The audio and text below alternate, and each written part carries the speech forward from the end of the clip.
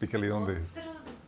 Ok, chicos, vamos a comenzar. Ya estamos transmitiendo en la página de Facebook de Minas Church y también estamos transmitiendo en el canal de Minas Predicaciones de YouTube.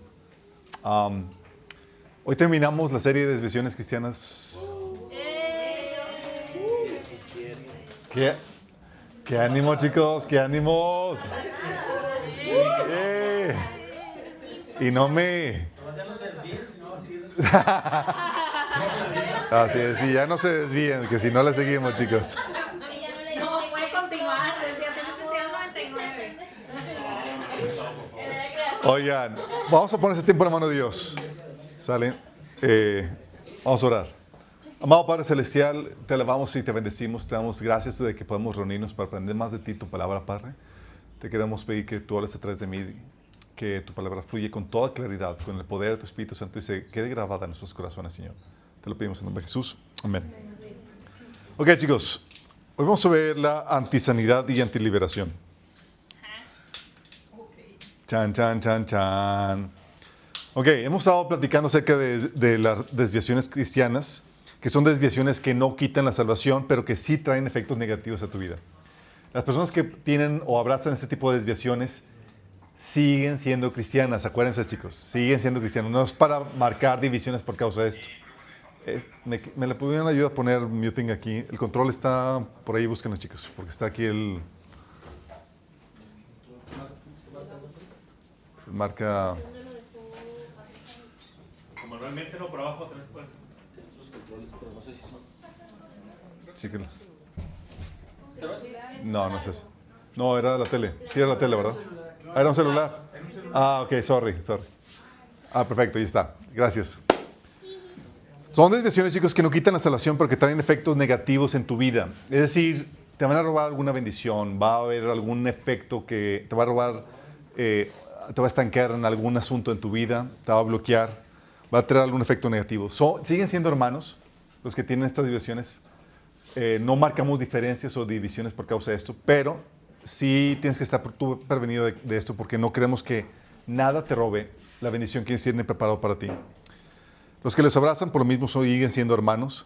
Y el parámetro que habíamos platicado para discernir es el credo de los apóstoles, que nos identifica como dentro de la cristiandad, más la soteriología evangélica, es decir, la forma bíblica para ser salvo, que es la salvación por fe solamente y arrepentimiento. ¿Sale? Y hemos estado viendo el Evangelio de la Prosperidad, teología del dominio, el anabaptismo, el cesacionismo, los abusos carismáticos, el calvinismo, la teología del reemplazo, raíces hebreas, iglesias de los perfectos, el legalismo, la hipergracia, el universalismo, la cobertura espiritual, el no esperarlo y ponerle fechas, y hoy vamos a ver la antisanidad y liberación. Creo que me faltó aquí el conservadurismo que lo vimos y que no... Ok, son con este 17 ya de edición, chicos. Hoy vamos a ver la antisanidad y antiliberación, chicos.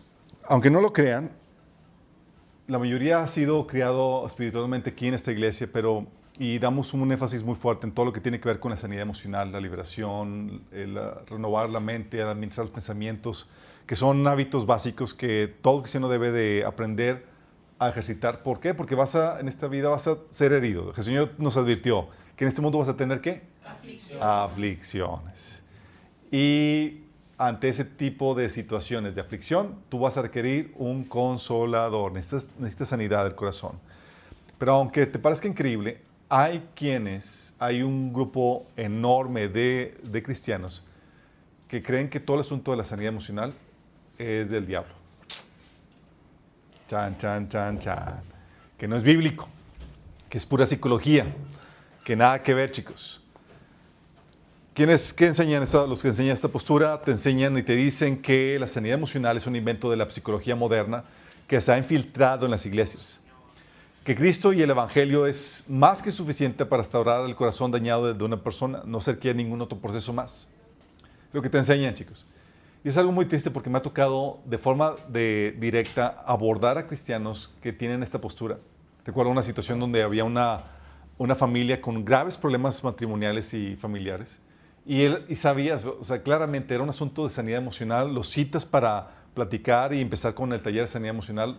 Nos citamos y él saca todos los comentarios de los pastores y teólogos que dicen que esto no era cristiano. Y en vez de comenzar el taller de sanidad, fue un debate tratando de mostrarle bíblicamente que sí es bíblico. Sí. Y el asunto es que se cerró por la influencia de dichos pastores y no recibió la información que tanto necesitaba para aliviar los asuntos que estaba lidiando en su matrimonio y en su familia, chicos. O sea, fíjate cómo te roba la bendición. Eso se impacta porque los adherentes a esto, los líderes cristianos que dicen que la sanidad no es bíblica, son personas muy prominentes dentro de la iglesia evangélica. Tenemos, por ejemplo, John MacArthur, tenemos a Martin y Drake Bogan y otros personajes más. De hecho, hay otros que son muy críticos acerca de esto, como Suguel Michelén, que es de Puerto Rico, República Dominicana. Y Miguel Núñez y Paul Washer es también muy crítico a esto. Digo, no la rechaza por completo, pero sí es algo que no fomentan en lo más mínimo.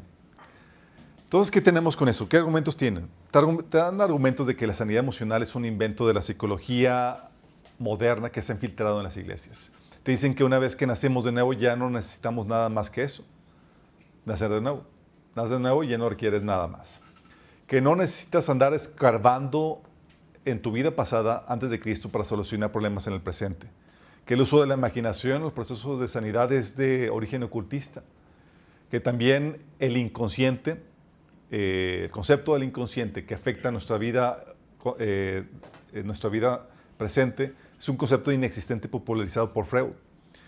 Que el pasado del individuo no afecta el comportamiento presente y que la expresión emocional es un concepto y una práctica freudiana y el proceso de sanidad no es bíblico. Básicamente esto te dicen. Y te dan argumentos de todo tipo. Me han enviado ensayos al respecto. De hecho, tenemos una epístola acerca de esto. Y te sacan argumentos. Es impresionante acuérdate que toda desviación toma pasajes de la Biblia, pero oculta un montón de pasajes. Y por lo mismo llegas a conclusiones equivocadas. Porque para llegar a conclusiones correctas tienes que considerar que todo el consejo de Dios. Es decir, toda la Biblia. Y la Biblia no puedes quebrantarla, no puedes escoger solamente unos versículos y ocultar otros. Si los ocultas voluntariamente, estás mostrando un corazón engañoso. La mayoría los ocultan no porque tenga un corazón perverso, sino porque simplemente ignora todo lo que dice la Biblia acerca de tal o cual temática. Entonces saltan a conclusiones precipitadas. Y yo creo que esa es la razón por la cual estos pastores saltan a esas conclusiones precipitadas. No han estudiado bíblicamente el asunto de las heridas emocionales y de lo que la Biblia enseña acerca de cómo lidiar con esos dolores emocionales. Entonces vamos a ver qué onda con eso, chicos. Analizando los argumentos.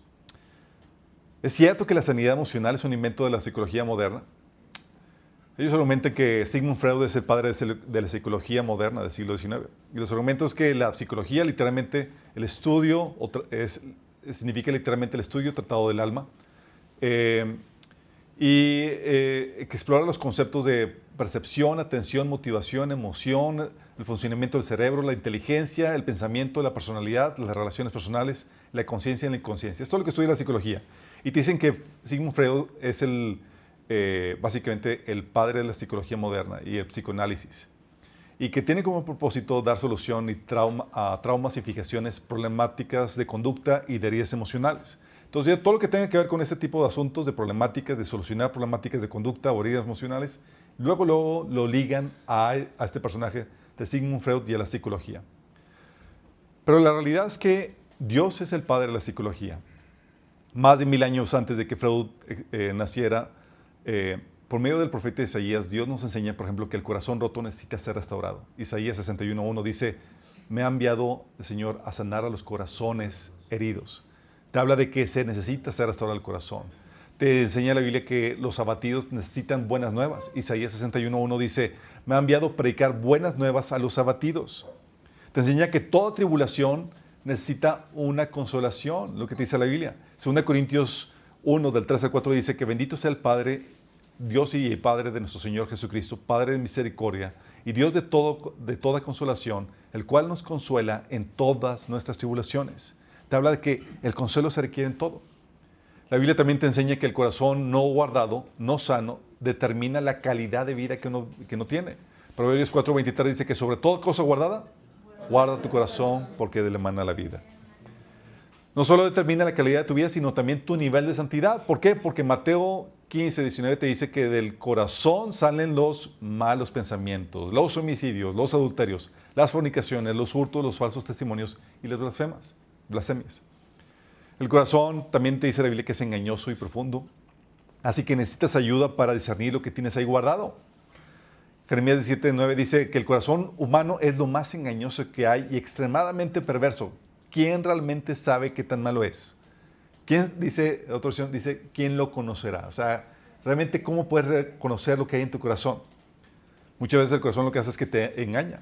Por eso Proverbios 25 dice que los pensamientos humanos, o sea, lo que hay en el corazón del hombre, son aguas profundas.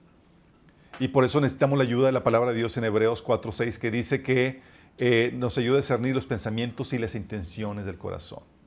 Requieres ayuda de asistencia, ¿sí? Entonces existe la psicología cristiana. La pregunta se contestaría más fácilmente si preguntáramos mejor, ¿no tiene Dios nada que enseñarnos en cuanto al corazón y a las emociones del ser humano? ¿No tiene nada?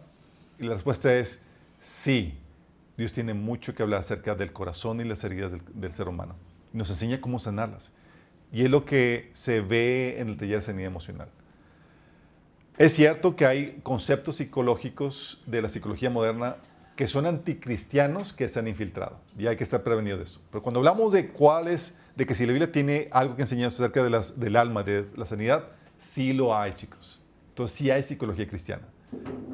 Hay que distinguir la psicología cristiana que te extrae los principios de la Biblia para lidiar con las heridas del corazón y lidiar con asuntos del alma, versus la psicología del mundo que utiliza términos y conceptos antagónicos a la palabra de Dios. ¿Sale? El otro argumento que dicen, oye, ¿el uso de la imaginación es de origen ocultista? ¿Por qué? Porque en muchos procesos de sanidad se te guía a que visualices a Cristo ahí contigo o al Señor ahí ayudándote, abrazándote. Y ellos te dicen que el uso de la imaginación en los procesos de sanidad emocional es una práctica usada por personas en el mundo ocultista para entrar en contacto con el mundo espiritual. Y déjame decirte que es cierto. La imaginación se utiliza dentro del ocultismo para entrar en contacto con el mundo espiritual, es cierto. Los abusos que se pueden dar con la imaginación efectivamente pueden convertirse en una puerta al ocultismo. Debido a eso, nosotros también advertimos a cristianos que no participen en juegos de roles como Calabozos y Dragones, en los que tienes que utilizar la imaginación para visualizar escenarios y los actores. No sé si conozcan esos juegos. Utilizan la imaginación y hay conjuros, hay hechizos y demás que se hacen que se supone que son de juego, pero la verdad es que son reales. Y lamentablemente no es un inocente juego de imaginación, pues es algo guiado por personas metidas en el ocultismo que describen personajes y conjuros que son reales en el mundo espiritual, así que terminan haciendo contacto con demonios en realidad. Pero eso no significa que la imaginación sea mala, pues es algo dado por Dios. Imagínate, oye, pues ya imaginé algo, ya pecaste. No.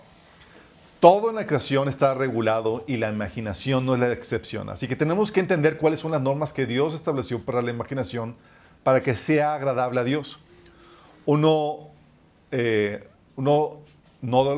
Es claro que uno no la debe utilizar para asuntos ocultistas ni para asuntos inmorales. ¿Sí? Salmo 19:14 dice, sean gratos los dichos de mi boca y la meditación de mi corazón delante de ti, Señor. La idea es que tengas no solamente los dichos de tu boca, sino lo que piensas, lo que estás visualizando en tu mente, tiene que ser también agradable a Dios. Y una imaginación bíblica sí es correcta. Una imaginación del mundo espiritual o de Jesús dirigida por la palabra es correcta. Por ejemplo, cuando lees las descripciones de Jesús sanando o caminando sobre el agua y visualizas con tu mente dichos escenarios, no tiene nada de malo. Al contrario, por eso son dichas descripciones para que las podamos imaginar. Así que cuando el Señor nos dice que está entre nosotros, cuando dos o más se reúnen en su nombre, lo dice para que nos volvamos conscientes de su presencia en medio nuestro. Así que imaginarlo entre nosotros cuando nos reunimos como iglesia no debería representar ningún problema ni riesgo de caer en ocultismo. Porque es una descripción del mundo espiritual dada por la Biblia. Y tú estás visualizando con tus ojos espirituales, con tu imaginación, lo que está sucediendo en realidad de acuerdo a la palabra de Dios. Es una ilustración espiritual. Exactamente. O cuando te dice la Biblia que estará con nosotros todos los días hasta el fin del mundo, el Señor Jesús. Y si lo imaginas así, con nosotros, en diferentes situaciones que vivimos, no debería representar alguna problemática, ni tampoco el imaginar a ángeles que nos rodean para protegernos, porque la Biblia dice que Dios envía ángeles al servicio nuestro, como dice Hebreos 1:14 o 2 Reyes 6:16 y 17. ¿Por qué? Porque es una imaginación de Jesús y el mundo espiritual que no es arbitraria, sino guiada por la palabra de Dios. Así que, aunque también como cristianos reconocemos que es solo una imaginación, es decir, no es la realidad, sino una representación mental imperfecta de las realidades espirituales que la Biblia nos describe, el hecho de que sea imperfecto no significa que no esté apegado a la realidad que la Biblia describe. Entonces podemos sí usar la imaginación para visualizar lo que la Biblia nos está describiendo. Y dicha imaginación, dada por Dios, sí puede ser utilizada para traer consuelo, chicos. La imaginación bíblica puede traer consuelo y aliento en medio de crisis y dificultades. Por ejemplo, Jesús, gracias a que visualizaba la recompensa que le esperaba, pudo soportar la cruz y el oprobio, como dice Hebreos 12:2. Dice que por el galardón puesto delante de él, despreció la cruz. ¿Por qué? Lo estaba visualizando. ¿Con qué, chicos? Con los ojos de la imaginación.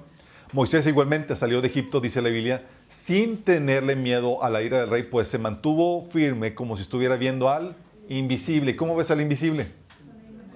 Con la imaginación, chicos. Qué grueso, ¿verdad? Los santos del Antiguo Testamento, de igual modo, vivieron vidas ejemplares en medio de dificultades y privaciones porque creían y miraban las promesas de Dios, dice Hebreos 12:13. Lo mismo pasa con los santos del Nuevo Testamento, quienes sufrían la cárcel y la confiscación de sus bienes con alegría porque sabían en su mente que en el futuro les esperaba algo mejor que duraría para siempre.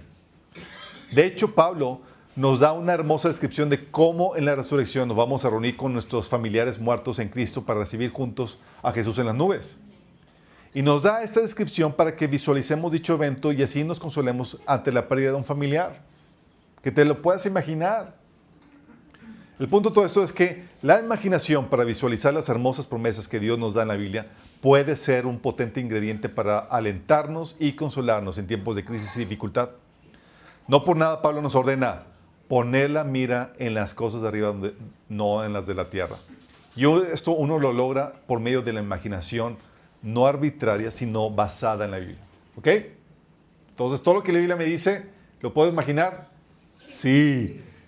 Y en un proceso de sanidad dice, oye, es que estás visualizando a Jesús ahí contigo. ¿Es bíblico o no? Sí. ¿Por qué? Porque le dice que estaría con nosotros todos los días hasta el fin del mundo. Eso, ¿cuándo Jesús va a acompañarte todos los días de tu vida? ¿A partir de que eres cristiano? Sí, a tu vida. A partir de que lo recibiste. No. Porque la Biblia ya te conoció de antemano. Estás fichado desde antes de que nacieras. Sus ojos vieron tu embrión, chicos. Sí, no era como que, pues como no era cristiano de bebito, no, Señor no me acompañaba. O como cuando no era cristiano, no estaba conmigo. No, sí está. Y aparte porque el Señor sabe quiénes son suyos, chicos. No es como que, bueno, ¿y tú qué onda? ¿Dónde saliste? No, Señor ya sabía. ¿Vamos bien? Sí.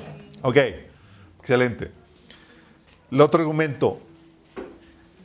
El inconsciente afectando nuestra vida presente es un concepto antibíblico y popularizado por Freud. Y te dicen argumentos de que la inconsciencia de nuestro comportamiento afectando nuestra vida es un término freudiano y que no hay bases bíblicas para el uso del inconsciente de esa forma. Solo el consciente afecta nuestro comportamiento, así que de nada sirve trabajar con nuestro inconsciente. Esta persona que escribió esto es un inconsciente, chicos. La realidad es que la Biblia enseña que sí nos afecta el inconsciente. A ver, déjame, vamos a aclararle. El consciente es aquello que traes ahorita fácilmente, a lo que estás poniendo ahorita atención. Sea lo que estás visualizando, viendo o pensando. Ese es tu consciente. Pero hay una parte que es tu subconsciente, chicos, que es toda aquella información que tienes en tu mente que puedes recuperar con facilidad. ¿Sí? El inconsciente es toda esa información que tienes en archivo muerto ahí en tu mente. Y ya, ¿si vieron la de la película de Disney, cómo se llama?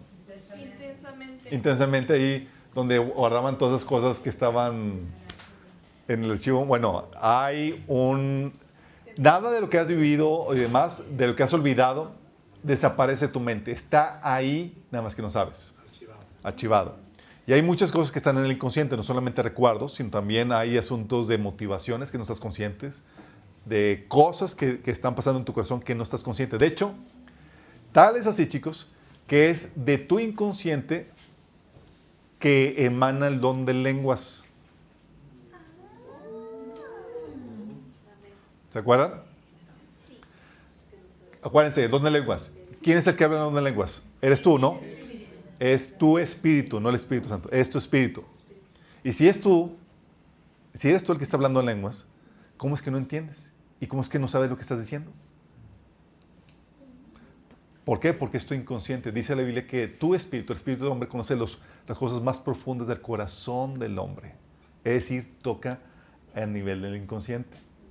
Por eso hay cosas que, oye, a veces batallamos en procesar en cuestiones de sanidad porque hay cosas que te dolieron, pero no sabes exactamente qué fue. No logras apuntar. Por eso se recomienda que ores en lenguas. Porque tu inconsciente sí sabe y al momento de orar en lenguas se expresa. Entonces, si tú oras en lenguas, ora en lenguas. Pablo decía que yo oro en lenguas más que todos ustedes. ¿Por qué? Porque su ministerio lo requería, chicos. De hecho, yo también oro mucho en lenguas. Así que mi esposa dice, ¿ya estás orando otra vez? Sí, porque cuando oro en lenguas, estoy medio tontado y demás. Entonces dices, oye. Es decir, batalla en concentrarme un poco más de lo normal, chicos. Dice, no soy normal así, son las lenguas, ¿sale? Entonces, ¿qué dice la Biblia al respecto? Fíjate lo que dice Deuteronomio 8:2. Dice, recuerda que durante 40 años el Señor tu Dios te llevó por todo el camino del desierto y te humilló y te puso a prueba para conocer lo que había en tu corazón y ver si cumplirías o no sus mandamientos. A ver, chicos, ¿qué acaso no conocía Dios lo que había en el corazón? Sí. Es obvio que Dios sabía de antemano lo que había en su corazón, pues Él todo lo conoce, pero el pueblo de Israel, ellos no sabían lo que había en su corazón. Por eso, si el inconsciente no nos afecta, ¿por qué Dios tenía que tratar con Israel para sacar a relucir lo que había en su corazón?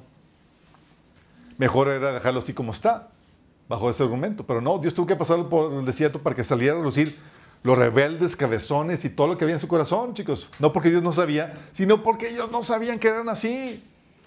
¿Vamos entendiendo, chicos? Salió por... Si no afectara el inconsciente, pues ya, Señor, nadie sabe, así déjalo. Se dijo, no. Tiene que salir lo malo que está en el inconsciente. Tiene que volverse consciente el pueblo de lo que hay en su corazón. Y Dios nos pasa por pruebas y situaciones, chicos, así como el pueblo de Israel, en donde, no sé si te ha pasado que dices, caray, no sé qué había eso en mi corazón. ¿Sí te ha pasado? Sí, Dices, su mecha, no creo que fuera a reaccionar así. Sí, así pasa, chicos. La Biblia, chicos, te dice y te enseña que el corazón humano es lo más engañoso que hay, extremadamente perverso, que ni nosotros sabemos qué tan malo es. Jeremías 17:9 dice, o sea, ni tú sabes, está en tu inconsciente. Tú dices que eres una monedita de oro y...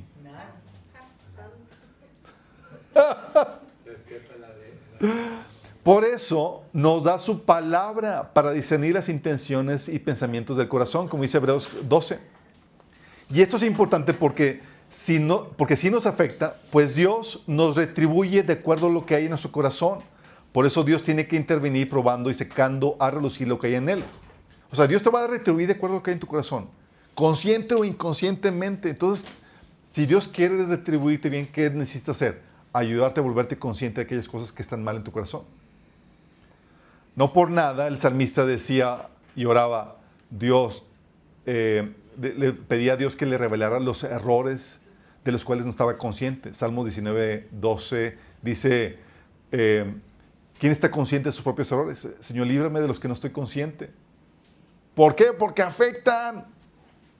Fíjate, el salmista es consciente de que, oye, me afectan. Señor, líbrame de ellos. Ayúdame. ¿Sí? ¿Por qué ora por eso? como el salmista nos enseñaba a orar. Es porque el Espíritu, es por eso también que el Espíritu nos revela lo que hay en nuestro corazón, para que cuando se nos revele lo podamos confesar. Dice la Biblia que si decimos que no tenemos pecado, ¿qué dice la Biblia en 1 Juan? Nos engañamos a nosotros mismos y hacemos a Dios mentiroso. Es decir, hay pecado en tu corazón. ¿Pero tú estás consciente de todo tu pecado? No. Lo dice el versículo 9. Que si confesamos nuestros pecadores, es fiel y justo para perdonarnos y limpiarnos de toda maldad. ¿Cuándo lo confiesas? Cuando se te revela. Cuando sale la luz. Cuando sale a la luz, cuando te vuelves consciente de Él. Es decir, el Señor ya sabe todo lo que hay en tu corazón, chicos. Tú no. Y gracias a Dios que tiene misericordia de nosotros y no nos revela de sopetón todo lo perverso y lo malo que hay en nosotros, chicos. Si no, es como un caso, meche, ¿quién es este? Sino que va sacando poco a poco todas aquellas cosas que tiene que el Señor ir cambiando su corazón. Y hay temporadas, oye, esto, hay que tratar con esto. Y no te das cuenta que eras un orgulloso o que eras un X o Y, ¿sale? Y el Señor va sacando cosas en tu corazón. Ahí déjale, sí. No le muevas. Sí. Por eso, Pablo decía esto en 1 Corintios 4, 3 a 5. Dice, en cuanto a mí, me importa muy poco cómo me califiquen ustedes o cualquier autoridad humana. Ni siquiera confío en mi propio juicio en este sentido. Tengo la conciencia limpia, pero eso no demuestra que yo tenga la razón. Es el Señor mismo quien me evaluará y tomará la decisión. Fíjate, ¿Pablo tenía la conciencia limpia? Sí. ¿Significa que tenía la razón? No. ¿Por qué? Porque Pablo sabía que hay cosas que están en el inconsciente que pueda ser que las haya hecho con una mala motivación o mal. Dice, así que no juzguen a nadie antes de tiempo, es decir, antes de que el Señor vuelva, pues Él sacará a la luz nuestros secretos más oscuros y revelará nuestras intenciones más íntimas. Entonces Dios le dará a cada uno el reconocimiento que le corresponda. Fíjate, el Señor va a sacar a la luz todo aquello que está en el inconsciente, chico, para darte lo que te corresponde. Y hay muchas cosas, o motivaciones, o deseos que están inconscientes. Y entonces dices, no, pues por eso es, delante del Señor, todos humilditos. La verdad es que no sabemos cómo vamos a salir cada quien. ¿Sale? Porque entonces ves aquí cómo, según Pablo, tener la conciencia limpia no bastaba. De Pablo decía, tengo la conciencia limpia, pero no basta. ¿Por qué? Porque hay secretos e intenciones equivocadas en nuestro corazón de las cuales no estamos conscientes, pero tenemos que volvernos conscientes de ellas porque sí nos afectan, porque Dios nos retribuye de acuerdo a ellas. ¿No es consciente? Dios no es como que, pues no sabe. No, se la pasamos. No. Dice Levítico 5:17, supongamos que alguien peca al desobedecer uno de los mandatos del Señor, aunque no esté consciente de lo que hizo, es culpable y será castigado por su pecado. El Señor no está consciente. Órale. ¿El pecado afecta a nuestra vida? Claro que afecta a nuestra vida. Por eso tenemos que deshacernos de él. Y sin embargo, ¿estamos conscientes de todo el pecado que hay en nuestra vida? No, no lo estamos. ¿Y a poco, por estar inconscientes, no nos va a afectar? Claro que nos afecta, como el versículo que leímos de Levíticos lo acaba de mencionar. Entonces comprobamos de que eso freudiano de que el inconsciente sí nos afecta es bíblico. De hecho, ni siquiera Freud lo sacó primero. La Biblia lo sacó primero. ¿Vamos bien? Te dicen también que una vez que nacemos de nuevo ya no necesitamos nada de sanidad emocional ni ningún otro proceso ni nada. Naces de nuevo y ya, Señor, te restauró por completo. Eso lo dicen los perfectos. Eso. ¿Qué dicen? 2 Corintios 5:17. Que no, de modo que si alguno está en Cristo, nueva criatura es, las cosas viejas pasaron y aquí todas son hechas nuevas. Sí, qué heavy. Entonces a partir de ahí ya, todo tiene que ser transformado.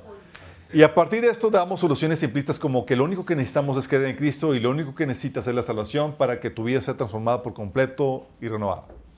La realidad es que el pasaje está aplicado fuera de contexto. El contexto es el de no juzgar a una persona en base a su vida pasada antes de Cristo. Dice el versículo anterior, versículo 16. Así que hemos dejado de evaluar a otros desde el punto de vista humano. En un tiempo pensábamos de Cristo solo desde un punto de vista humano. ¿Qué tan diferente lo conocemos ahora? Eso significa que todo el que pertenece a Cristo es se ha convertido en una persona nueva. La vida antigua ha pasado, una vida nueva ha comenzado. Entonces el Señor te dice, hey, ya no puedes evaluar a una persona en base a su pasada vida, así como conoce cualquier otra persona. Antes conocíamos a Jesús así en la carne, ahora ya no. También ese pasaje es la base legal para nuestra santificación. Es decir, que te deshagas de lo viejo y que comience una nueva vida. ¿Sí? Dice, ¿por qué? Porque una transformación automática inmediata, por el nuevo nacimiento no comienza una transformación rápida inmediata, sino empieza un proceso, chicos, que se tiene que dar. Dice el versículo 14 y del 15 al 17, dice, sea de una forma u otra, el amor de Cristo nos controla. Ya que creemos que Cristo murió por todos, también creemos que todos hemos muerto a nuestra vida antigua. Él murió por todos para que los que reciban la nueva vida de Cristo ya no vivan más para sí mismos. Más bien, vivirán para Cristo, quien murió y resucitó por ellos. Por tanto, si alguno está en Cristo, es una nueva creación. Lo viejo pasado ha llegado lo nuevo. Fíjate cómo está hablando de dejar la vieja vida. ¿Por qué? Porque el proceso de santificación es eso, dejar todo aquello de la pasada vida, de la carne y demás, para vivir con las nuevas vestimentas que son en Cristo. También es obviamente la base legal para la santificación, de que te deshagas de lo viejo y comience una nueva vida. Te dice pasajes que también lo corroboran, es Efesios 4, de 22 a 32, que dice, necesitamos despojarnos del viejo hombre, corrompido por los deseos engañosos, y eliminar todas sus prácticas. Fíjate cómo está diciendo que tienes que despojarte del viejo hombre. Se lo está escribiendo a cristianos. No es como que se convirtieron y ya quedó despojado. No, es una actividad que es en el presente. Te tienes que despojar. Por eso también Pablo decía en Romanos 12:1 que necesitamos renovar la mente. En Hebreos 12:15 dice que necesitamos deshacernos de toda raíz de amargura. En 2 Corintios 3:18 nos enseña que somos transformados en un proceso gradual de gloria en gloria. Y en 1 Corintios 3, del 1 al 2, dice que comienza siendo un niño espiritual. ¿Sí? Por eso el Señor constituyó a algunos líderes en la iglesia, pastores, maestros, apóstoles y demás, que para llevar a los santos a la estatura de la plenitud que es en Cristo Jesús, como dice Efesios capítulo 4. Y la experiencia misma confirma esto, chicos. Cuando uno llega a Cristo, sus malos hábitos, su mente mundana, sus malas motivaciones, sus heridas y amarguras y sus acciones desaparecen inmediatamente. No. Qué padre sería, ¿no? Ching, varita mágica. No, es el proceso de conquista de la tierra prometida, donde tienes que conquistar todas esas cosas que se oponen a Dios, a Cristo, que hay en tu alma. Heridas, malas motivaciones, malos pensamientos y demás, que el Señor ya la tierra nos pertenece desde Cristo, ahora tienes que conquistar a cada uno de esos moradores. Y va más allá del mensaje básico del Evangelio, implica el conocimiento, todo el consejo de Dios, como dice Hechos 20:27. También en 2 Pedro 1, del 3 al 4, habla de que para hacernos partícipe de la naturaleza divina, Dios nos ha dado gloriosas promesas y que tenemos que añadirle a nuestra fe virtud, conocimiento y todo eso, chicos. ¿Sí? Para que podamos escapar de la corrupción que hay en el mundo. Es decir, hay que añadirle cosas a la fe para que podamos avanzar en ese proceso de madurez, santificación y fructificación. Entonces no es automático. Oye, que no necesitamos andar escarbando nuestra vida antes de Cristo para solucionar nuestros problemas presentes. El argumento que dan es que no necesitamos andar rebuscando nuestra vida pasada para resolver problemáticas que tengas en el presente. Ellos dicen, no existen bases bíblicas para determinar que acontecimientos pasados afectan nuestro comportamiento presente, que no hay validez predictiva en cuanto a la relación entre circunstancias anteriores de vida y la vida actual. No hay una relación, según ellos. La realidad es que identificar lo que está mal en nuestra vida y destruirlo conlleva ver qué se gestó en nuestra vida pasada. Fíjate lo que dice Efesios 4, del 22 al 24. En cuanto a la pasada manera de vivir, despojados del viejo hombre. ¿Cuándo se desarrolló esa pasada manera de vivir? Antes de Cristo, chicos, en el pasado. Tú tienes que identificar qué cosas del viejo hombre que adquiriste antes de tu conversión están ahí todavía presentes en tu vida. Y deshacerte de ellas. ¿Sí? Y dice, despójense dice, en cuanto a la pasada manera de vivir, despojados del viejo hombre que está viciado conforme a los deseos engañosos y renovados en el espíritu de vuestra mente y vestidos del nuevo hombre creado según Dios en la justicia y santidad de la verdad. Muchos de los malos hábitos que destruyen tu vida, ¿cuándo se adquirieron? ¿Antes o después de Cristo?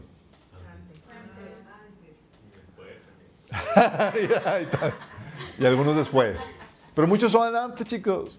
Es decir, oye, es que no tienes que acudir a escarbar nada de tu pasado. Me dices, no, si te digo todo lo que tengo en la colota que me pisen, o sea, de todo lo que adquirí de mi vieja vida.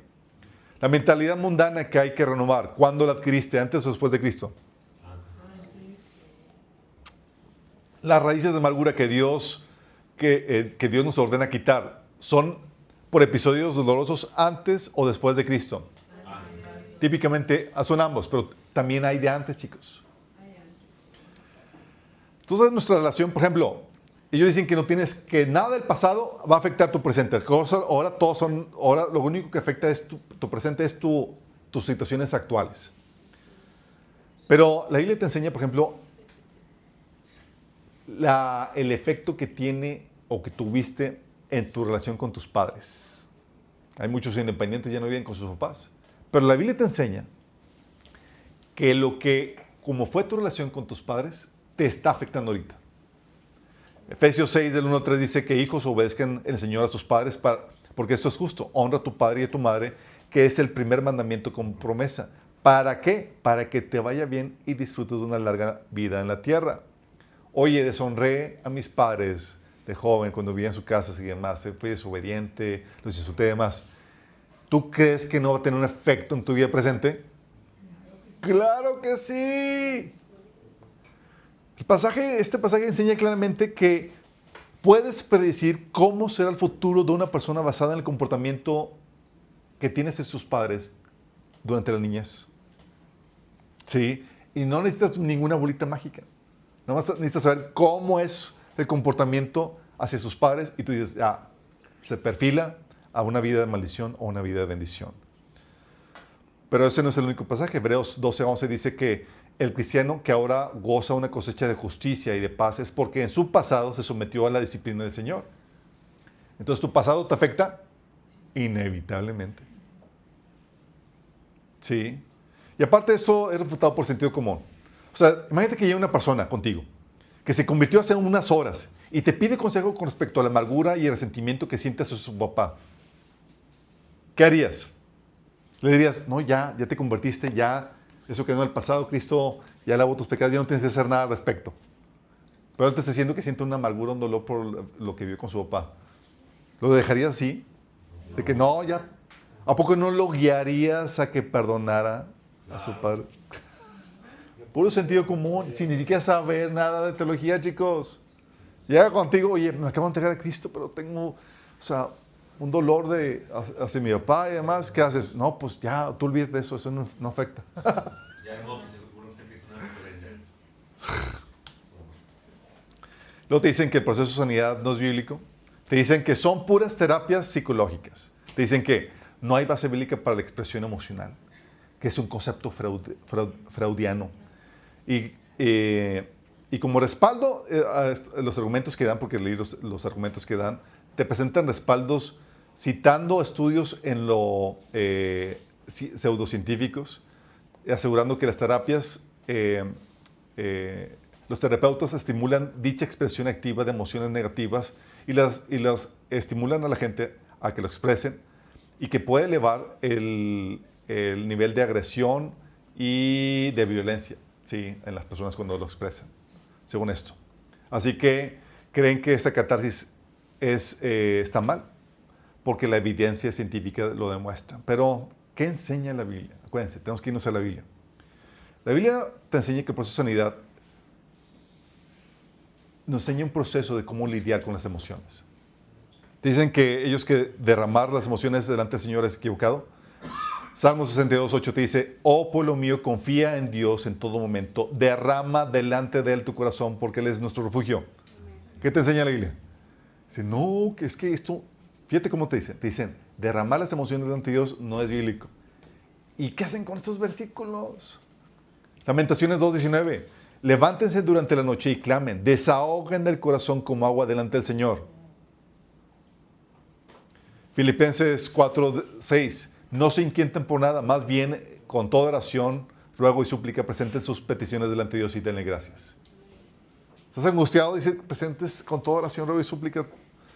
Dice Salmo 142, versículo 2, ante Él expongo mis quejas, ante Él expreso mis angustias.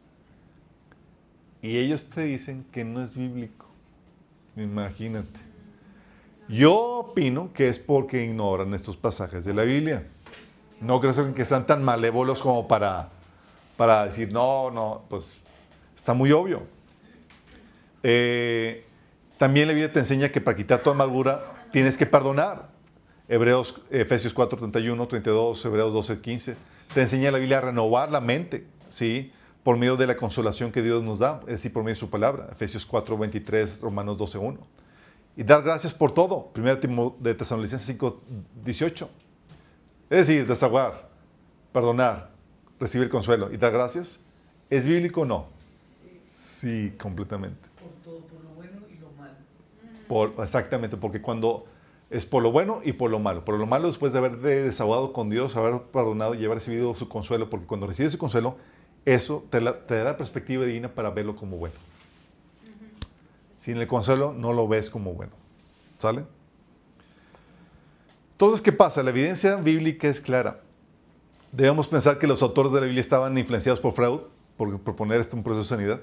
No, es que Freud viajó en el tiempo. ¿Está mal la Biblia?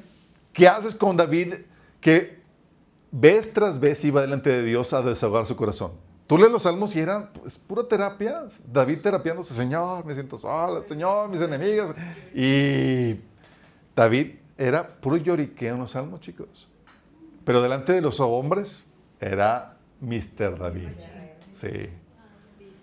¿O qué haces de Ana, que derramó su corazón delante de Dios en oración? En 1 Samuel 1:15. Y aún Jesús expresaba sus angustias, temores y frustraciones en oración, como enseña Salmos 22 e Isaías 49. Él decía que se sentía como un gusano y se quejaba porque se sentía abandonado por Dios. Estaban mal todos ellos por entrar en esta catarsis emocional que uno no debería entrar. La Biblia da un espacio para descargar las emociones, para sufrir el luto, para ventilar el dolor, como enseña Deuteronomio 21. Y la única salvaguarda es que en esa expresión uno no peque ni que sea permanente y que se haga en oración, como enseña Salmo 62. Si bien es cierto que la catarsis y el desahogo emocional por sí mismo, aunque presente un alivio temporal, es insuficiente para arreglar el problema emocional, la Biblia sí enseña que es un ingrediente importante. Es como el arrepentimiento. Es un ingrediente importante para la salvación, sí lo es, pero insuficiente si no se acompaña de la fe en Cristo. Del mismo modo, el desahogo emocional, si no es acompañado de otros ingredientes como la oración, el perdón y el consuelo, resulta ineficaz. Pero una cosa es reconocer su insuficiencia y otra cosa es negarlo por completo. Y aquí, autores como Bogan, maliciosamente o en su ignorancia, se pasan por alto todos los pasajes que apoyan el desahogo emocional y proponen algo totalmente antibíblico: no hacer nada con tus dolores emocionales, con respecto a la ira, con respecto a la emoción que se tiene. Es decir, son completamente antibíblicos. ¿Tenemos ejemplos reales, chicos? Miren, los que hemos aplicado los principios de sanidad emocional bíblicos en nuestra vida, hemos visto los cambios tremendos en nuestro corazón. ¿A poco no? No podríamos sobrevivir eso. Sabemos y conocemos que necesitamos desahogarnos delante de Dios en oración, que necesitamos perdonar, recibir el consuelo de Dios que trae ese ungüento que restaura nuestro corazón para poder dar gracias. Sabemos que requerimos eso y hemos visto los cambios. De hecho, chicos, tal así que sin este proceso donde el Señor nos consuela, nos trae restauración a nuestro corazón, no habría ni madurez ni frutos del Espíritu Santo. Porque ¿cómo fluye el amor, la paciencia y demás contra aquellas personas que te hirieron si no has sanado? ¿Fluye la paciencia y el amor con las personas que te fregaron la vida? No, ¿qué tan ganas? Si no has sanado, tan ganas de orar, Señor, manda fuego. Súmelos. Y no manda fuego para que los avive, sino para que los consuma. Te lo mando, te lo llevo. Sí, claro. ¿Sí vamos entendiendo, chicos? No, si no, se nota que lo han orado, chicos. Es que la Biblia me enseña a orar por los enemigos. No, pero para bien, para bendecirlos, chicos. No, no porque se los lleve el Señor. Sí. Dios, si me lo mandas tú ando Si me lo mandas, te lo regreso, dice el Señor. Sí.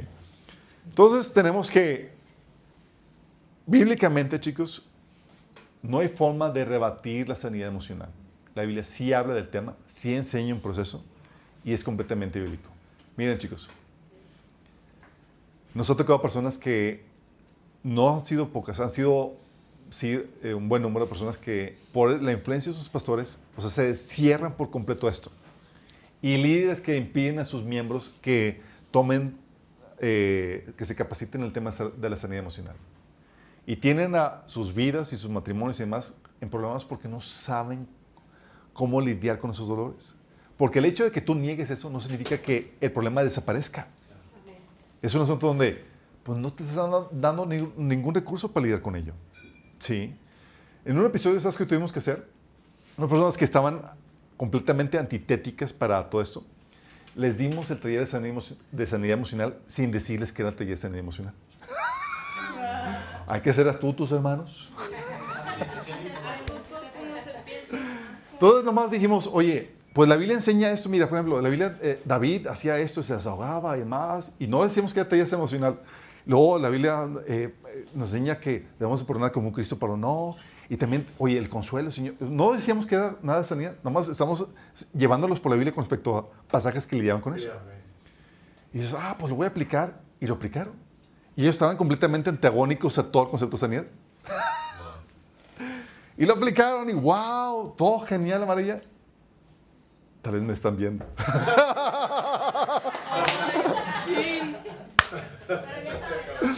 Pero lo que les dimos fue el taller de sanidad emocional. Se han enterado. Sí. Pero gracias a Dios pudieron resolver sus asuntos que tenían atorados, Lo chicos. bueno es que ya saben sanarlo, ¿no? Sí.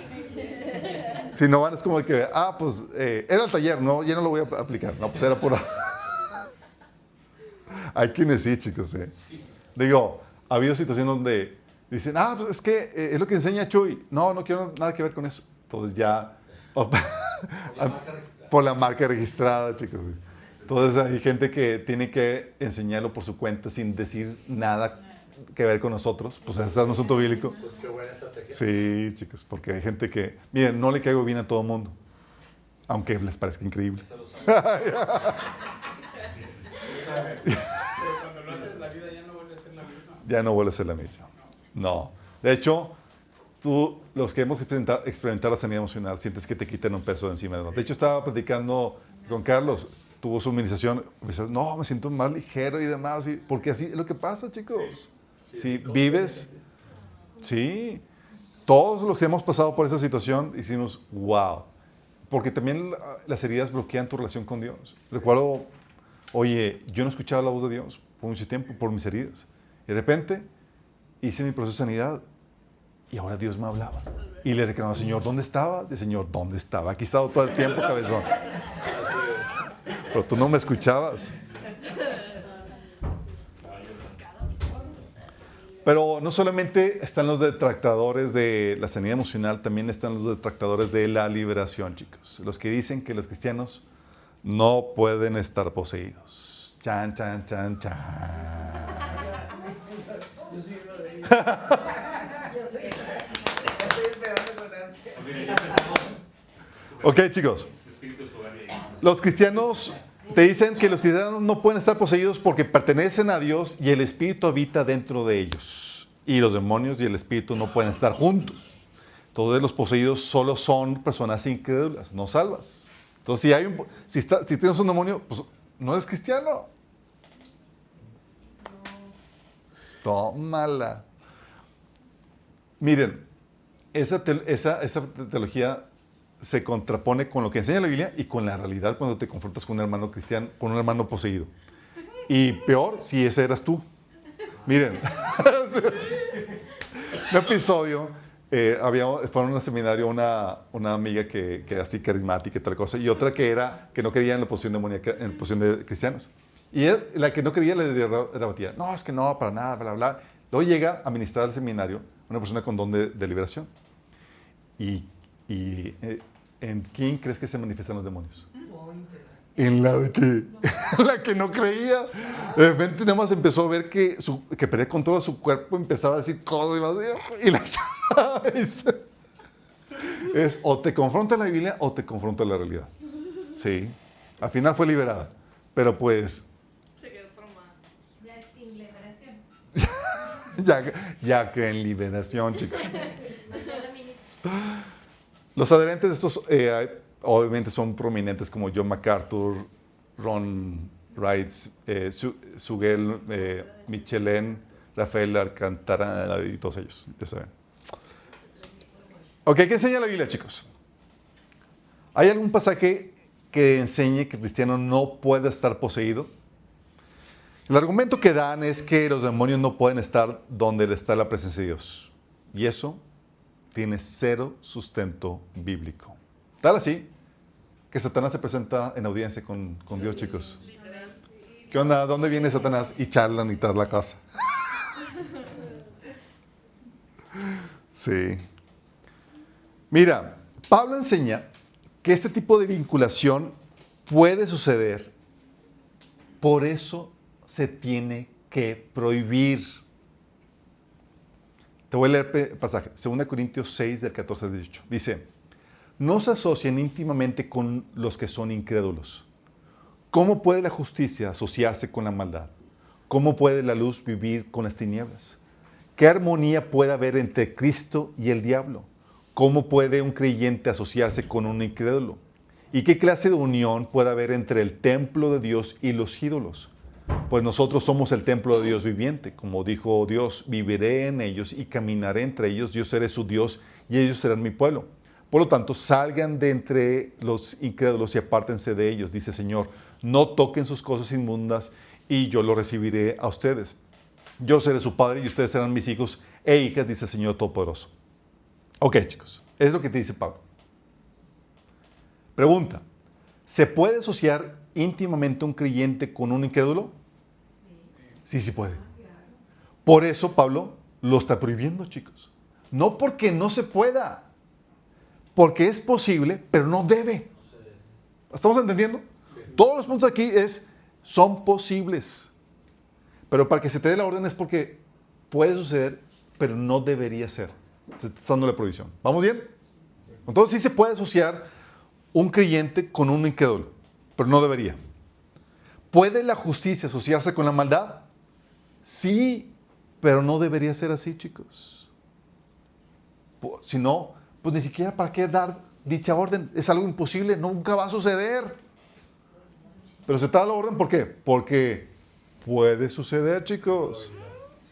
¿Sabes quién tenía? Tenías a Josafat, un rey justo, piadoso y demás, asociado con el pecador de Acab y su esposa Jezabel. Tan así que una hija de Jezabel se casó con un hijo de Josafat. Asociados. ¿Deberían? No, no deberían, chicos. Pueden entonces también, en el mismo listado que te da Pablo, ¿pueden los ídolos, o decir, los demonios, habitar en el templo de Dios? Sí, pero no debería ser así, chicos. Es el mismo ejemplo que pone Santiago con la lengua diciendo que no puede salir agua dulce y amarga de una misma fuente. No porque no se pueda, sino porque no debe ser. ¿Sí? Dice Santiago 3, del 9 al 12, dice, con la lengua bendecimos a nuestro Dios y el Padre, y con ella maldecimos a las personas. Te está diciendo que sí está sucediendo, no porque sea imposible. ¿Vamos entendiendo? Entonces por eso sí dice, no lo hagan. ¿Vamos bien? Entonces cuando Pablo te está dando las indicaciones de pueden los ídolos habitar en el templo de Dios, no te está hablando de una imposibilidad, te está hablando de que no debería ser, por eso es una prohibición. ¿Vamos bien? Entonces, cuando Pablo, por ejemplo, también en 1 Corintios 10, de 20 a 22, cuando Pablo habla de que no tengamos comunión con los demonios, ¿es porque no podemos? Es decir, ¿porque es imposible que suceda? ¿O porque no debemos? Te lo leo. Dice, no, sino que cuando ellos ofrecen sacrificios, lo hacen para los demonios, no para Dios. Y no quiero que ustedes entren en comunión con los demonios. Sí. En otra versión dice, no quiero que ustedes tengan parte con los demonios. No pueden beber de la copa del Señor y también de la copa de los demonios. No pueden participar de la mesa del Señor y también de la mesa de los demonios. ¿O vamos a provocar celos al Señor? ¿Somos acaso más fuertes que Él? Fíjate, había cristianos que estaban participando de la mesa con demonios. Entonces, cuando Pablo habla de que no tengamos comunión con los demonios, ¿es porque no podemos o porque no debemos? No debemos, chicos. ¿Vamos entendiendo? No es porque, es imposible, eso jamás va a suceder, Pablo. ¿Te dijo eso, Pablo? No, es porque, no debería ser. Hay cristianos teniendo parte con los demonios. Por eso Pablo lo estaba prohibiendo. Entonces, ¿un cristiano puede vincularse con los demonios? Sí.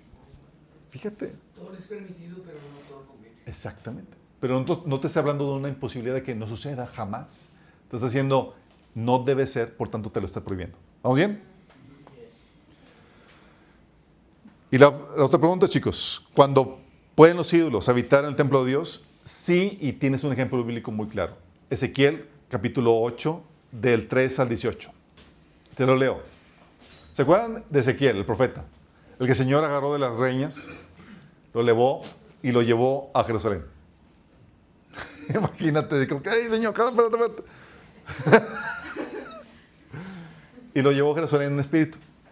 Dice, luego el espíritu me elevó al cielo y me transportó a Jerusalén en una visión que procedía de Dios. Me llevó a la puerta norte del atrio interior del templo, donde hay un ídolo grande que ha provocado los celos del Señor. Fíjate, ¿dónde estaba? En el templo. ¿Y qué había en el templo? Un ídolo. Y los ídolos sabemos que son demonios en el templo. Fíjate. De pronto estaba ahí la gloria de Dios de Israel, tal como yo había visto antes en el valle. Entonces el Señor me dijo, hijo de hombre, mira hacia el norte. Así que miré hacia el norte y junto a la entrada de la puerta que está cerca del altar estaba el ídolo que tanto provoca los celos del Señor. Hijo de hombre, me dijo, ¿ves lo que hacen? ¿Ves los pecados detestables que cometen los israelitas para sacarme de mi templo? Fíjate, todavía no se salía. Estaban los ídolos con los demonios ahí y el Señor todavía ahí. Dice, pero ven y verás pecados aún más detestables que estos. Luego me llevó a la puerta del atrio del templo donde pude ver un hueco en el muro. Me dijo, ahora, hijo del hombre, cava en el muro. Entonces cavé en el muro y hallé una entrada escondida. Entra, me dijo, mira los pecados perversos y detestables que cometen ahí. Entonces entré y vi las paredes cubiertas con grabados de toda clase de reptiles y criaturas detestables. También vi a los diversos ídolos a los que rendía culto el pueblo de Israel. Ahí había de pie 70 líderes de Israel y en el centro estaba Hazanías, hijo de Safán. Todos tenían en la mano un recipiente para quemar incienso y cada recipiente se elevaba una nube de incienso por encima de sus cabezas. Entonces el Señor me dijo, hijo de hombre, ¿has visto lo que los líderes de Israel hacen con sus ídolos en los rincones oscuros? Dicen, el Señor no nos ve. Él ha abandonado nuestra tierra. Entonces el Señor agregó, ven y te mostraré pecados aún más detestables que estos. Así que me llevó a la puerta norte del templo del Señor. Ahí estaban sentadas algunas mujeres sosollando por el dios Tamuz. Fíjate, todo esto es en el templo, chicos. Infestado de ídolos. Dice, ¿has visto esto? Me preguntó. Pero te mostraré pecados aún más detestables. Entonces me llevó al atrio interior del templo del Señor. En la entrada del santuario, entre la antesala y el altar bronce, había unos 25 hombres de espaldas del santuario del Señor. Estaban inclinados hacia el oriente, rindiendo culto al sol. ¿Ves esto, hijo de hombre? Me preguntó. ¿No le importa nada al pueblo de Judá cometer estos pecados detestables con los cuales lleva a la nación a la violencia y se burlaban de mí y provocan mi enojo? Por tanto, responderé con furia, no les tendré compasión ni les perdonaré la vida, pero jamás, por más que clamen por misericordia, no lo escucharé. Y no es sino hasta el capítulo 10 que se narra cómo la gloria de Dios abandona el templo, chicos. Pero antes de eso, la presencia de Dios todavía seguía ahí. Pero como no van a estar el uno el otro, el tiempo en donde están juntos es temporal, chicos. O sale uno o sale el otro. ¿Sí? Pero no van a permanecer de forma permanente ahí. O la presencia de Dios termina sacando tu demonio, o viceversa. ¿Sale? Todos sabemos que los ídolos, dice la Biblia en 1 Corintios 10, que los ídolos son demonios. Entonces, ¿quiere decir que había demonios conviviendo en el templo de Dios donde su presencia reposaba? Y la respuesta es sí. Y eso ocasionó la eventual partida de Dios. Por eso Pablo reprende a los que quieran hacerse partícipes con los demonios. Como bien decía, ¿o vamos a provocarle celos al Señor? ¿Somos acaso más fuertes con Él? No podemos esperar entrar a vincularnos con los demonios sin despertar la ira de Dios, chicos. ¿Vamos bien? Entonces, el mito de que en el templo de Dios no puede estar la presencia de Dios y los demonios es antibíblico. Es falso, chicos. Y tienes un ejemplo bíblico aquí. Y cuando Pablo habla en 2 Corintios 6 de que cómo puede habitar los ídolos en el templo de Dios, no está diciendo porque sea imposible, sino porque no debería. ¿Vamos bien? Heavy, ¿no?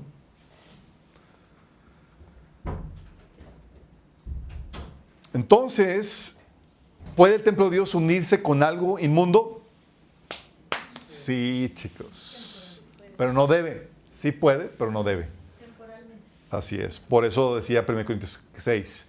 ¿No saben que sus cuerpos son miembros del cuerpo de Cristo? Entonces, ¿tomaré acaso los miembros de Cristo para unirlos con una prostituta?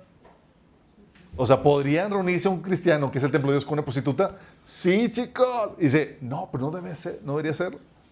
¿No saben que el que se une con una prostituta se hace un solo cuerpo con ella? Pues la Escritura dice, los dos llegarán a ser un solo cuerpo. Pero el que se une al Señor se hace uno con Él en espíritu. Huyan de la inmoralidad sexual. Todos los demás pecados que una persona comete quedan fuera de su cuerpo. Pero el que comete inmoralidades sexuales peca contra su propio cuerpo. ¿Acaso no saben que su cuerpo es el templo del Espíritu Santo, quien está en ustedes y el que han recibido de parte de Dios? Ustedes no son sus propios dueños. Fueron comprados por precio. Por tanto, honren con su cuerpo a Dios. Fíjate lo que está diciendo. Tu cuerpo, que es el templo de Dios, puede ser profanado al unirse con una prostituta, y te dice la Biblia, sí puede. No debería, pero sí puede. ¿Puede un cristiano cometer algún pecado que abra puertas a demonios en su vida, chicos? ¿Que lo haga partícipe con los demonios? ¿Que lo vincule con los demonios? Sí, chicos. 1 Corintios 10, del 20 al 22 dice que sí puede haber esa vinculación. De la misma forma que puede cometer el mismo cristiano inmoralidad sexual, o estafas, o tener falta de perdón, como dice Hebreos 12, 15. ¿Puede suceder? Sí, chicos. Por eso Pablo nos ordena que nos despojáramos del viejo hombre, como dice Efesios 4, del 22 al 32. ¿Sí? ¿Qué es lo que nos enseña esto, chicos? Nos enseña que lo que no debería ser no significa que sea imposible que suceda. El cristiano no debería vincularse con demonios. Ese sería el ideal. El cristiano no debería practicar estafas. Ese sería el ideal. No debería de practicar inmoralidad sexual. Sería el ideal. Pero ¿qué crees? Sucede. Pero como tú eres el templo de Dios, no debería suceder. Sí, es una prohibición a que suceda. Tienes, por ejemplo, en Hechos 8, el caso de Simón, que era un brujo, que se convirtió, chicos, y dio señales de arrepentimiento y demás, y siguió a Felipe. Y luego llegan los apóstoles y le dicen, le ofreció dinero a los apóstoles. Oye, yo quiero el don del Espíritu. Y Pedro dijo, tu dinero perezca contigo porque has pensado que el don de Dios se obtiene con dinero. Tú no tienes parte ni suerte en este asunto porque tu corazón no es recto delante de Dios. Arrepiéntete pues de tu maldad y ruega a Dios, quizá te sea perdonado el pensamiento de tu corazón, porque en profunda amargura y en prisión de maldad veo que estaba presionado por la maldad, chicos. Ya había sido cristiano, sí, se había entregado, se bautizó y todo lo demás, pero había cosas que tenía que lidiar y resolver en su corazón todavía, chicos. Y seguramente tenía que ver con toda la cuestión de ocultismo que practicaba. Lo mismo sucede con la iglesia de Tiatira, chicos. En Tiatira había cosas que los vinculaban con los demonios. Les llamaban las profundidades de Satanás, imagínate. Dice Señor en Apocalipsis 2, del 20 al 24, Sin embargo, tengo en tu contra que toleras a Jezabel, esa mujer que dice ser profetisa. Con su enseñanza engaña a mis siervos, pues los induce a cometer inmoralidades sexuales y a comer alimentos sacrificados a los ídolos. Fíjate, inmoralidad sexual y alimentos sacrificados a los ídolos. Los enseñaba a participar en cuestiones de idolatría, de ocultismo.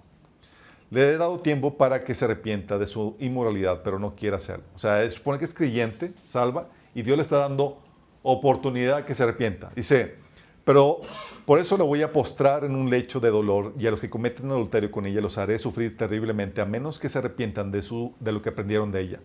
A los hijos de esta mujer los heriré de muerte. Así sabrán todas las iglesias que yo soy el que escudriña la mente y el corazón, y a cada uno de ustedes los trataré de acuerdo con sus obras. Ahora, al resto de los que están en Tiatira, es decir, a ustedes que no siguen esa enseñanza, ni han aprendido los mal llamados profundos secretos de Satanás, les digo que no les impondré ninguna carga. Fíjate, esta tipa les enseñaba los secretos de Satanás. ¿Qué onda con esto? ¿Había ocultismo? Sí. ¿Había conexión con el enemigo, con el demonio? Sí. ¿Eran cristianos? Sí. Y el Señor estaba dando tiempo para que se arrepintieran, chicos. De hecho, cuando uno practica la liberación, chicos, se recomienda que solamente se libere cristianos. ¿Por qué? Es peligroso hacerlo de otra manera, hacerlo no cristianos, por la advertencia que el Señor da en Mateo 12, del 43 al 45. Dice que cuando un espíritu maligno sale de una persona, va por lugares áridos buscando descanso sin encontrarlo. Entonces dice, volveré a la casa de donde salí. Y cuando llega la encuentra desocupada, barrida y arreglada. Luego va y trae a otros 7 espíritus más malvados que él. ¿Por qué 7, chicos? ¿Se acuerdan? No, son por los 7 pecados capitales, chicos. Esto es... Va por 7, es decir, va por más, ¿sí? Con los que consiga, chicos. ¿Sí? ¿Por qué? Porque la idea es tenerlo bien atado para que no se pueda liberar. Dice, volver a la casa donde salí, cuando llegue, la encuentras desocupada, barrida y arreglada. Luego va y trae otros 7 espíritus más malvados que él y entra a vivir ahí. Así que el estado postrero de aquella persona resulta peor que el primero. Así le pasará también a esta generación malvada. Fíjate. Liberar a una persona no creyente no ha tenido un corazón arrepentido, chicos. Primero, no le pertenece legalmente al Señor. ¿Le pertenece a quién? Al enemigo. Le pertenece al enemigo.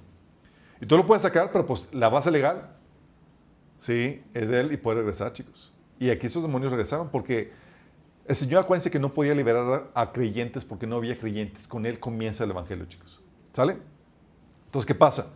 Libera gente y les da la oportunidad de que se conviertan, a que se arrepientan, a que nazcan de nuevo. Y si no se arrepienten, les advierte, hey, va a venir cosas peores. Liberar a un no creyente es que no se a una persona no creyente, que no se convierta después, es exponerlo que quede en un estado peor.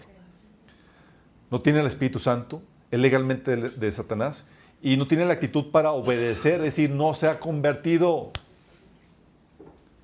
Un hermano me decía, me habló, no sé si recuerdan el hermanito Pepe Horta, me dice, oye hermano, tengo aquí un colega que está bien poseído y él tiene manifestaciones y demás y me está pidiendo ayuda urgente. ¿Me ayudas a ministrarlo? Yo, sí, claro, sin problema, le entramos a los trancazos. ¿A qué iglesia va? No, él es musulmán.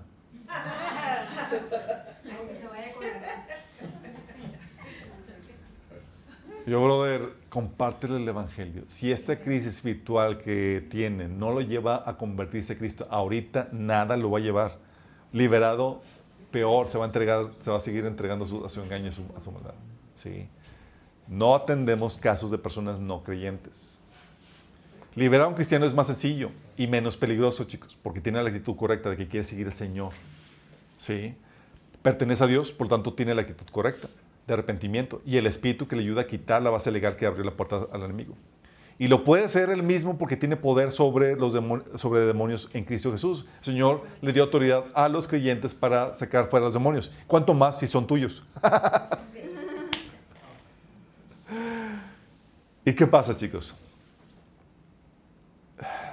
¿Ha habido casos de liberación demoníaca de creyentes aquí en la iglesia? Sí, chicos. Ha habido episodios tras episodios. Sí. De hecho, el 30 de octubre tuvimos un episodio donde estábamos orando por una hermanita y se manifestó el demonio. Creyente de mucho tiempo. Pero sí pasa. Genuinamente cristiana. Y el demonio se manifestó. Imagínate. ¿Qué haces si dices, no? Eso es mentira. Y el demonio ahí manifestándose. En otro episodio, era el martes aquí en el estudio, mi esposa estaba ministrando con una hermanita durante el estudio en el cuarto. Y de repente estamos ahí en el martes con el debate. De repente, ¡ah! Y dices, ¿qué pasó?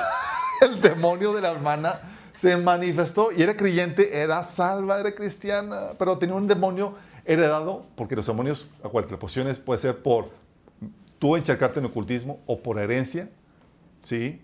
O puede ser por, ¿qué otras cosas? Por herencia. Ese me disfruto mal taller. Por pecado sido, ¿sí? Etcétera. Pero en este caso era por herencia, chicos. Había un demonio de herencia, además, que y se manifestó el demonio. Y tú te das cuenta porque los demonios controlan tu cuerpo y haces cosas que no deberías estar haciendo. Qué heavy. Entonces es real, chicos. Tanto la teoría como la práctica muestran que sí. Sí, muestran que sí. Y gracias a que en Cristo hay liberación, cortan con eso y desaparece la problemática. Sí.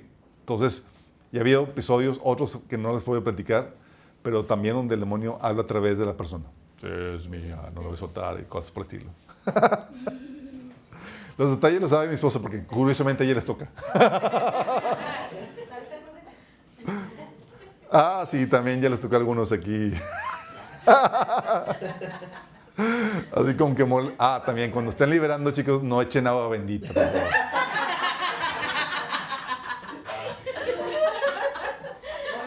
¿Verdad, Abner? Y si lo ves a alguien, le quitas el bote, por favor.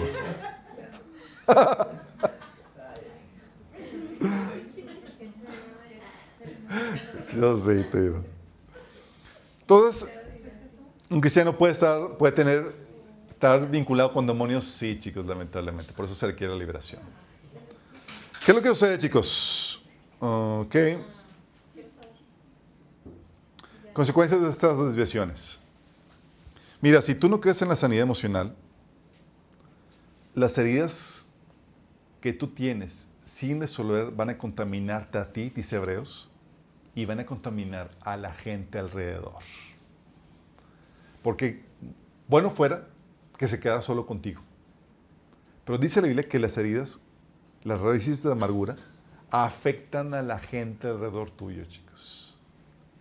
Las heridas, como los que tuvieron taller de sanidad emocional, se pasan de generación en generación, porque el área en la que tú fuiste herido va a herir a otras personas, y más si son tu familia.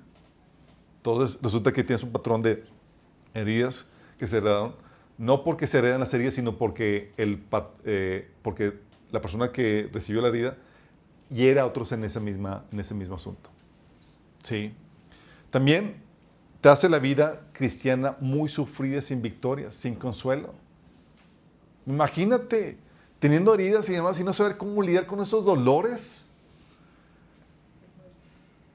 No saber cómo lidiar con ese sufrimiento. Es como que te dice, Señor, en este mundo tendré esa aflicción y pues ni modo.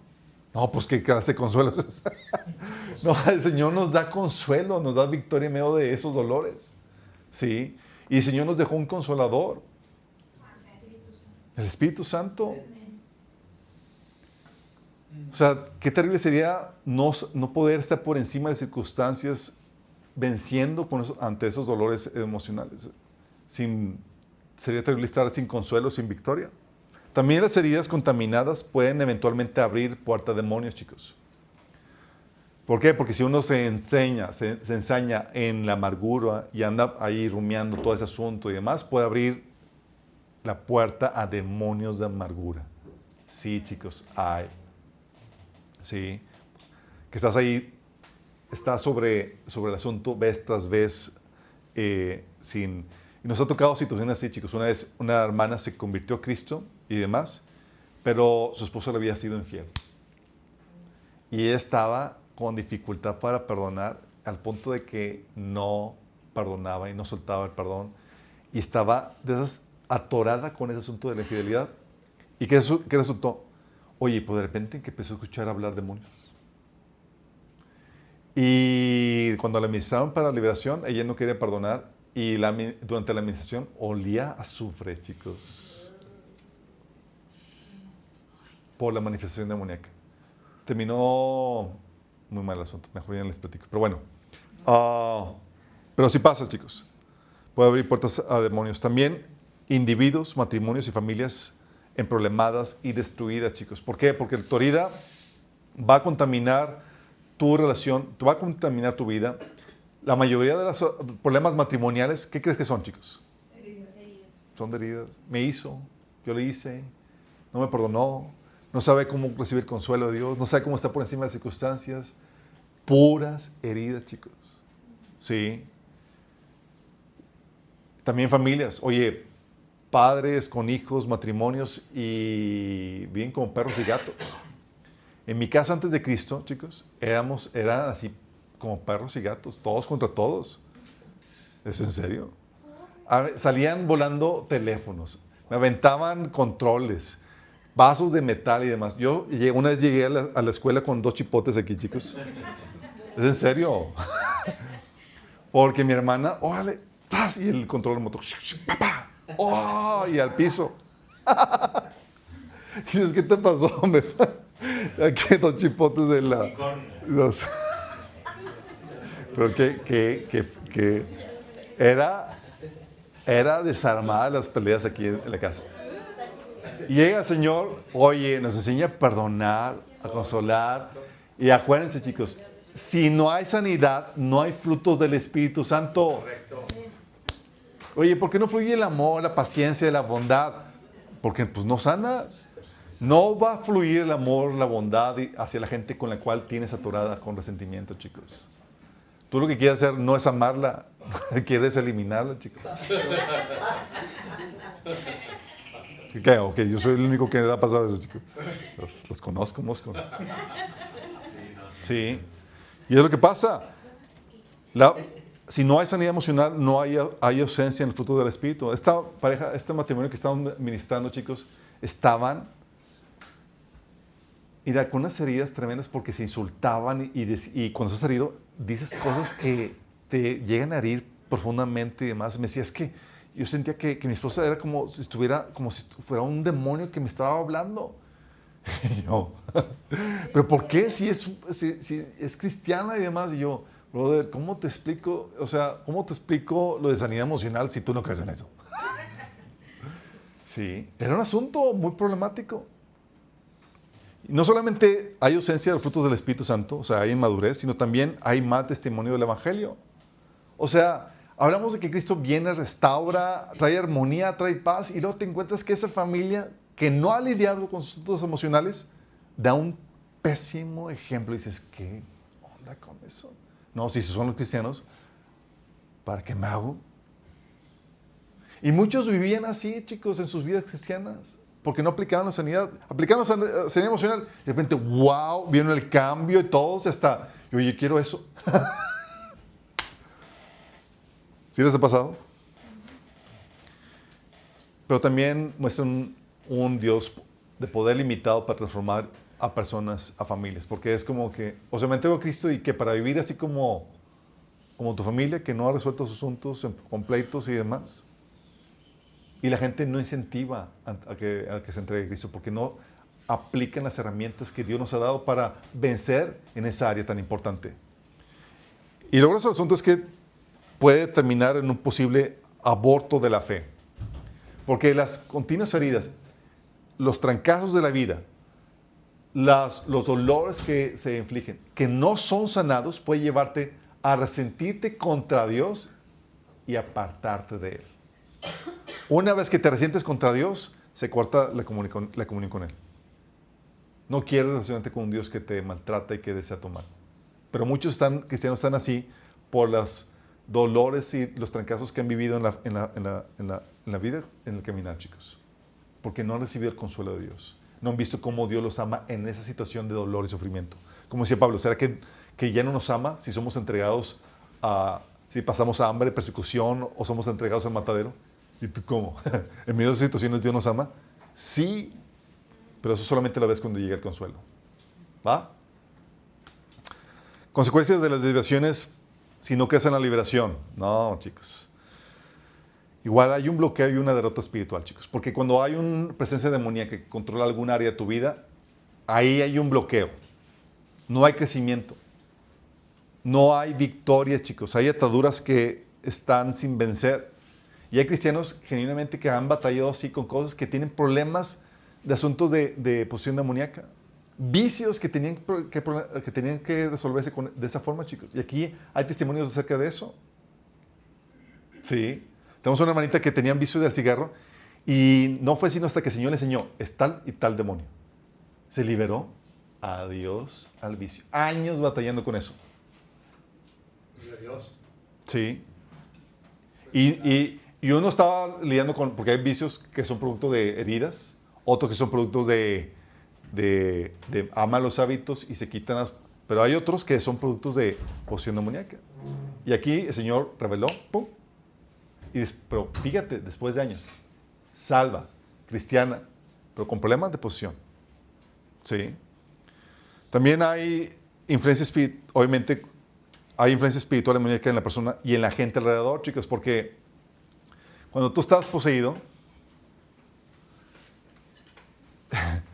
la influencia del demonio opera en ti, pero no se queda solamente contigo.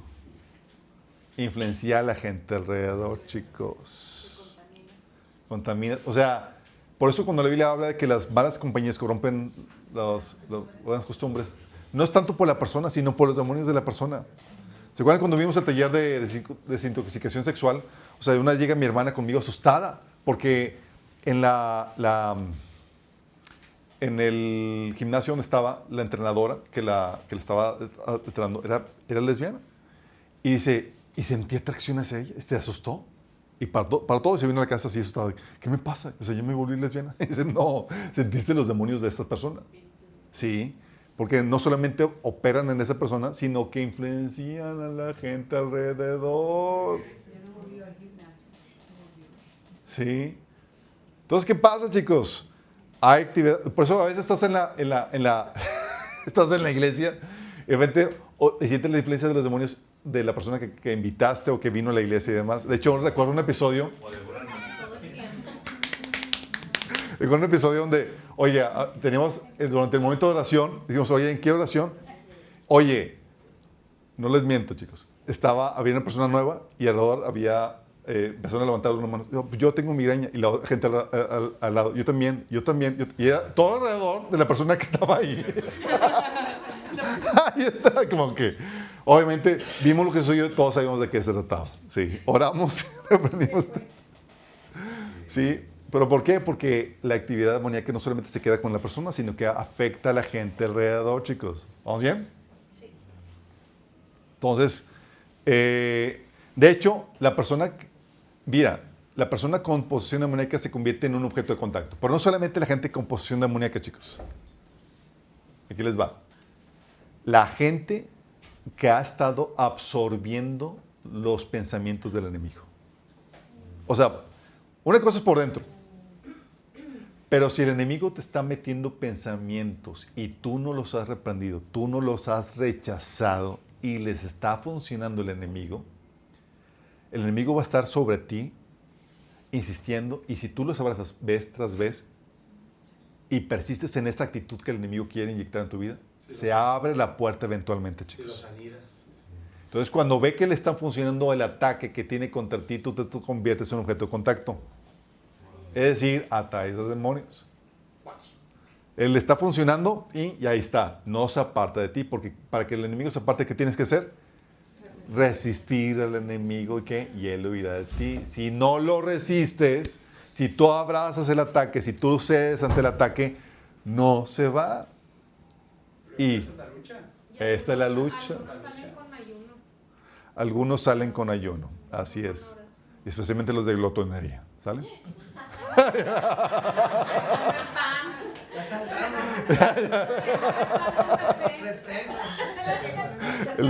El, el demonio del pan y café. Me encanta. Raza. Sí. Pero, entonces, ¿qué pasa, chicos? Por eso nos ha tocado que personas que no vencen en su administración de pensamiento vuelven a abrir puertas. Porque están abrazando las actitudes que el enemigo le está inyectando. Acuérdense, si tú no resistes al enemigo, lo abrazas. Si ve el enemigo que le funciona el ataque que hace contra ti, no se va, porque le está funcionando. Y si tú persistes en abrazar la actitud de amargura o de depresión o de autocompasión y demás, eventualmente puede abrirse una puerta y entre ese demonio. ¿Vamos bien? Por eso, ¿qué les digo, chicos? Administren su pensamiento. Cuidado con tus actitudes que el enemigo quiere meter. A veces donde le decimos, hey, eso el enemigo te lo está hablando. Y ya lo hablan como si fuera de ellos. ¿Por qué? Porque ya se han tragado toda la basofia que el enemigo les ha estado metiendo. Toda la basofia. ¿Y qué puede llevar, chicos? Eventualmente puede llevar al aborto de la fe. Porque el enemigo no se va a quedar así como que, pues yo vengo aquí porque pues no tengo dónde más estar y pues aquí voy a estar sin hacer nada. No, quiere llevarte, quiere influenciarte para mal, quiere afectar, quiere robar, matar, destruir y quiere llevarte contigo, con él al infierno. Como dice un canto, si no lees la Biblia y te olvidas de orar, te secarás. Bueno, aquí tiene que ver con la actividad demoníaca que te lleva al mismo resultado. Con eso, chicos, terminamos las desviaciones cristianas. Miren, personas que no creen en la sanidad emocional, personas que no creen en la liberación de cristianos, o sea, que no creen que cristianos puedan estar poseídos, siguen siendo hermanos. Pero la necesidad de enseñarte estas desviaciones para que el enemigo no te robe la bendición de la sanidad emocional y de la autoridad que tenemos en Cristo para sacar primero tus propios demonios. ¿Sale? ¿Por qué? Porque hay muchas victorias en la vida, de la vida cristiana, que dependen de tu sanidad y de que aprendas a tomar control de tus propios demonios. Dios nos ha dado espíritu de dominio propio, no demonio propio, de dominio propio para autoridad sobre demonios. Resistir También. y aprender. Así es, chicos. ¿Vamos bien? Yo quiero terminar con invitando a aquellas personas que aún no se han entregado a Cristo para que lo hagan. Pensé que ibas a decir que no se han liberado. Que no se han liberado. Hacen iglesia. Esto se viene. Pues yo detecté algún demonio que tener. No, hay gente que... Miren, chicos, nos ha tocado en la trayectoria que hemos tenido que hay personas que no quieren liberarse de demonios porque hay ciertos demonios que les dan ciertas ventajas o ciertos poderes. Sí. Y dices, no quiero eso. O no quieren liberarse porque hay demonios que son demonios de amargura que implica perdonar a una persona, chicos. Un episodio, mi hermana y un amigo, Plinio, que estaban liberando a una hermana cristiana de muchos años y estaba, pues el demonio tomó control del cuerpo, y ellos estaban reprendiendo y tratando de sacar el demonio. Y yo llego ahí con ellos y digo, ¿qué onda, chicos? ¿Qué hacen? No, pues aquí liberando y tal cosa. ¿Y qué detectaron? No, es un demonio de amargura. ¿Y ya perdonó? No, no quiere perdonar. Pero ahorita lo sacamos al demonio. No va a funcionar. 2 horas después, ahí seguían insistiendo y demás. Yo, chicos, no va. Y es que siento que me está ahogando. No, si no quiere perdonar, no va a irse. No tiene la base legal. O tal vez el demonio quiere irse, pero pues ella no lo quiere hacer, no lo quiere dejar ir. Sácame ya. No, el demonio, no. ¿En qué estaba pensando? Ayuda.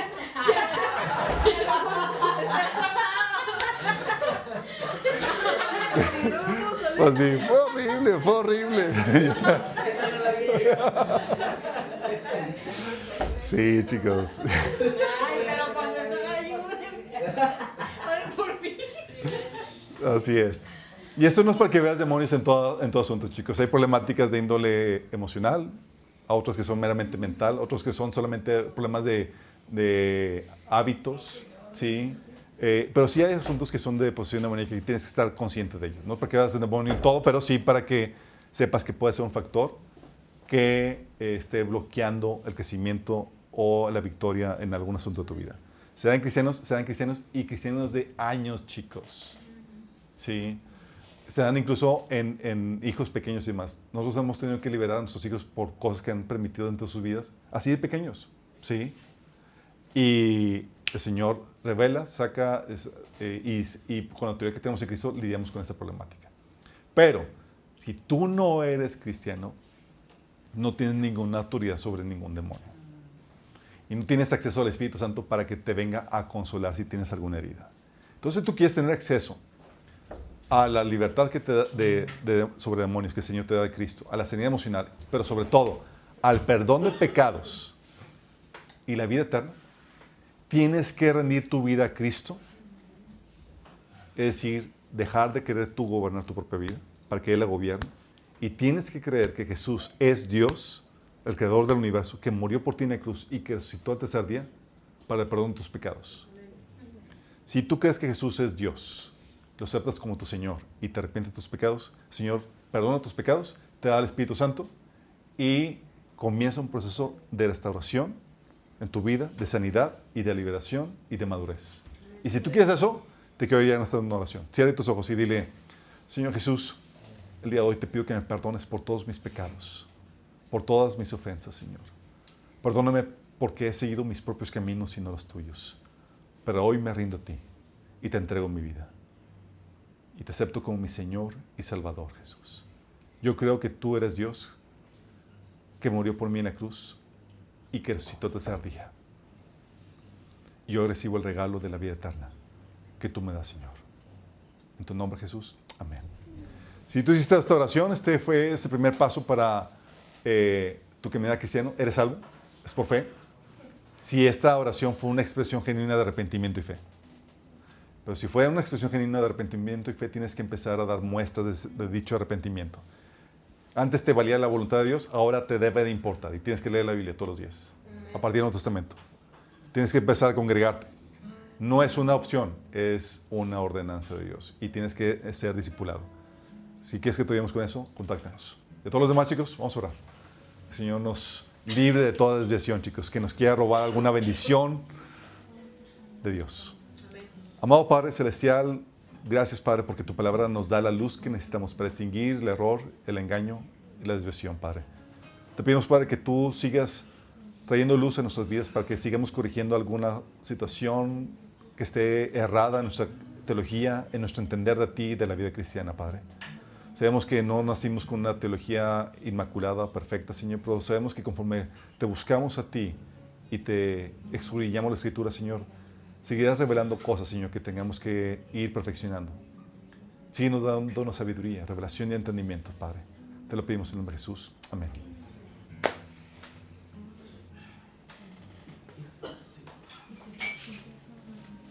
Amén.